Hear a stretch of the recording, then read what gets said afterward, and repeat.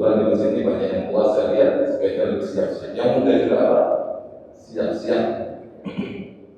Baik, di sini Abdullah bin Umar berpesan, jika amsaita pada tanda berdiri sholat. Kalau kamu berada di sore hari, waktu sore hari, jangan kamu tunggu-tunggu pagi hari. Maksudnya waktu sore itu manfaatkan dengan sebaik mungkin. Apa yang kamu harus lakukan, apa yang kamu perlu lakukan, lakukan. Jangan tunggu nanti saya pagi hari. Ketika pagi hari pun begitu, jangan kamu tunggu sampai nanti ketemu sore. Belum tentu kita sampai waktu sore. Ini salah satu pesan agar kita memanfaatkan waktu dengan sebaik mungkin. Karena ciri seorang mukmin itu bisa memanage waktunya dengan baik, memanfaatkan waktunya dengan baik, bukan senang menunda-nunda waktunya. Kemudian Allah Umar melanjutkan kata-katanya, waqul min sihhatika lima rodina, dan ambillah bagian dari kondisi sehatmu untuk nanti kondisi sakit. Maksudnya apa? Maksudnya ketika kita sehat, manfaatkan waktu kita sehat ini dengan sebaik mungkin sebelum datang waktu sakit. Wa min hayatika limautika, ya. Dan ambillah bagian dari hidupmu, kondisi hidupmu ini untuk mati menanti. Maksudnya manfaatkan waktu kita ketika masih hidup ini sebelum kematian menjemput kita. Karena kalau sudah mati kita sudah tidak bisa beramal. Kalau sudah mati kan tidak bisa sholat lagi, tidak bisa puasa lagi, tidak bisa berzikir lagi. Mumpung masih hidup, kita manfaatkan waktu kita ketika masih hidup ini, dan manfaatkan waktu kita masih sehat ini.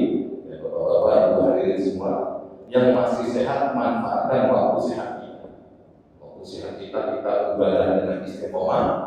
Kalau kita ketika kondisi sehat ini istiqomah, maka ketika sakit, walaupun kita tidak melakukan ibadah seperti ketika sehat, insya Allah akan dicatat terus. Misalnya ada bapak-bapak hadirin yang biasa sholat jamaah di masjid, selalu rutin. Suatu ketika sakit, akhirnya tidak bisa jamaah di masjid, tapi dia ingin, ya, karena sudah istiqomah biasa. Ketika sudah biasa, dia sudah menikmati itu, kemudian sakit sehingga tidak bisa berangkat ke masjid, maka walaupun dia sholat di rumah, insya Allah dia tetap dicatat dapat pahala sholat jamaah di masjid karena dia sudah istiqomah. Karena kalau bisa kita upayakan istiqomah melakukan ibadah-ibadah tertentu, ya, yang kita andalkan, misalnya yang istiqomah puasa, ada istiqomah sedekah, istiqomah jamaah. Nanti kalau sakit, kita insya Allah terus dicatat. Ini terutama yang sepuh-sepuh, ya, sepuh terus, ya.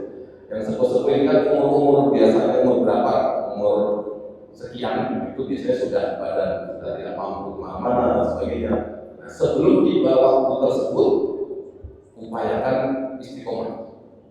Jadi kalau kita sudah umur 70 atau 60, ya, alhamdulillah saya belum, ya, saya masih muda, ya, sudah sekitar itu.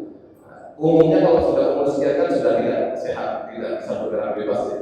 Maka ketika masih sadar-sadar itu upaya istiqomah, nanti ketika sudah sakit tidak mampu melakukan hal tersebut, insya Allah akan dicatat terus sebagaimana dia ketika sehat. Di sini kembali ke hadis kita, ya, Rasulullah SAW tadi berpesan kepada kita, jadilah kau hidup ini seperti orang yang terasing, bukan orang yang memang akan menetap di dunia ini.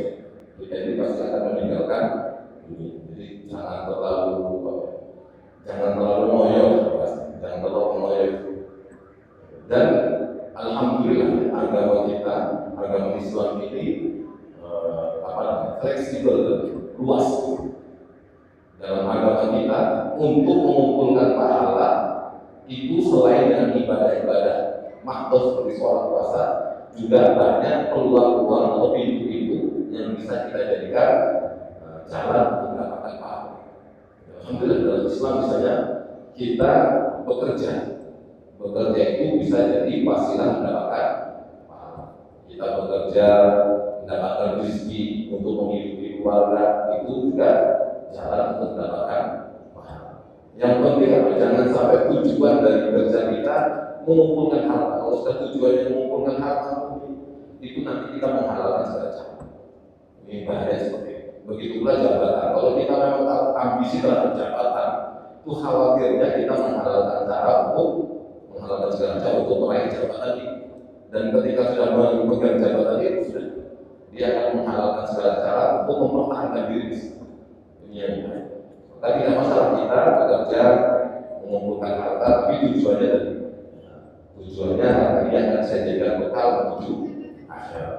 Juga kalau kita ingin mendapatkan jabatan, tujuannya semoga jabatan ini bisa menjadi wasilah saya mendapatkan ridho Allah Subhanahu wa Ta'ala. Ya, kami dulu diajarkan ya di Mesir itu dikatakan ya namanya makomoga itu makomoga posisi kamu yang di mana Allah menempatkan kamu. Maksudnya kamu mau jadi dosen, mau jadi guru, mau jadi pedagang dan sebagainya, sudah itu adalah posisi yang Allah tempatkan kepada kamu. Jadikan posisi itu jalan untuk mendapatkan ridho Allah Subhanahu wa Ta'ala. Jadi untuk mendapatkan ridho Allah Subhanahu wa Ta'ala, menjadi orang yang dicintai oleh Allah, tidak harus selalu menjadi ustaz misalnya, menjadi tidak.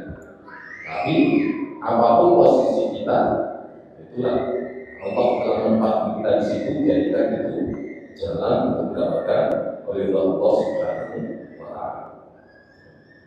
Dan di sini juga Rasulullah bersabda, tidaklah kamu seperti orang asing atau orang yang melintasi jalan ya, atau hanya lewat saja gitu. Ini mengingatkan kita agar jangan menjadi orang yang memiliki turun amal, angan-angannya terlalu tinggi ya. Jadi jangan terlalu berangan-angan tinggi sekali. Jadi orang yang selalu berangan-angan tinggi, mikirnya dunia terus, ini kurang baik. Makanya Ali bin Abi Thalib radhiyallahu anhu pernah mengatakannya, inna akhwafa ma akhafu, sesungguhnya hal yang paling saya khawatirkan terhadap diri saya sendiri dan orang-orang sekitar saya, beliau adalah ittiba'ul hawa ya, wa tulul amal, menuruti hawa nafsu dan angan-angan yang terlalu tinggi. Karena apa? Beliau fa'amat ittiba'ul hawa wa yasuddu 'anil haq. Adapun menuruti hawa nafsu itu akan membuat kita terhalang dari kebenaran. Jadi kalau sudah menuruti hawa nafsu, kita sudah tidak memberikan kebenaran karena nafsu yang kita ikuti. Kemudian beliau mengatakan, wa amma ulul amali fa yunzil akhirah. Adapun angan-angan yang terlalu tinggi bisa membuat kita lupa dengan akhirat. Jadi kalau kita terlalu angan-angan terlalu tinggi, nanti lupa mati.